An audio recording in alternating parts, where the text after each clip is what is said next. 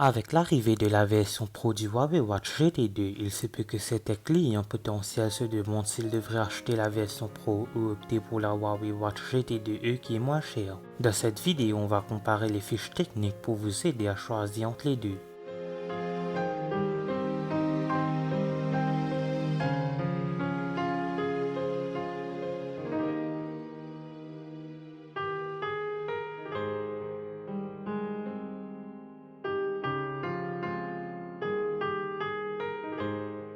La Watch GT2 Pro est plus chère et coûte 329 €. La Watch GT2e a été lancée à 199 €, mais vous pouvez aussi la trouver moins chère sur internet.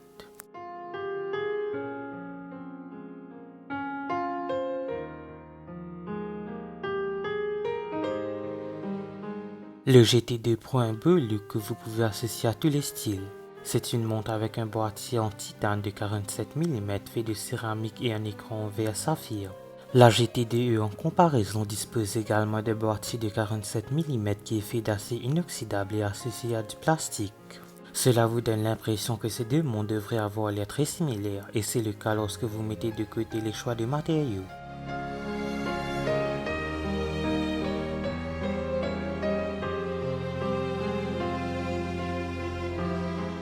Il n'y a pas vraiment de comparaison dans le département de l'affichage. Vous obtenez le même écran AMOLED tactile de 1,39 pouces avec une résolution de 454 x 454 pixels. Cela signifie que vous obtenez l'un des meilleurs écrans que vous pouvez trouver sur une smartwatch en ce moment.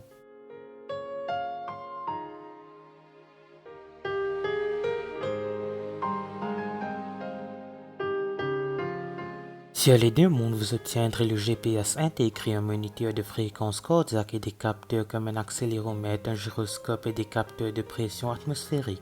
Ils ont également des capteurs SPO2 pour vous permettre de mesurer le niveau d'oxygène dans le sang en synchronisant les données avec l'application Huawei Self. Vous obtenez aussi différents modes de sport. La GT2e en offre 15 modes contre 17 sur le Pro.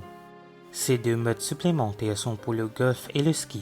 Si vous souhaitez prendre votre santé plus au sérieux, vous obtenez également des informations d'entraînement alimentées par la fréquence cardiaque fournie par la société d'analyse Firstbeat, qui appartient à Garmin.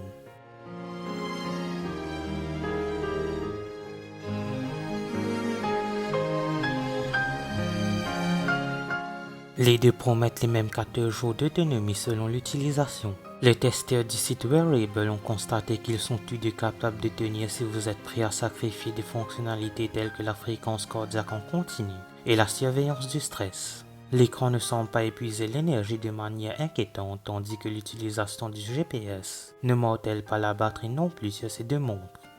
Merci d'avoir regardé cette vidéo, n'oubliez pas de la liker et de la partager, n'hésitez pas à vous abonner. N'oubliez pas d'aller liker ma page Facebook et de me suivre sur Twitter et Instagram, les liens seront en description.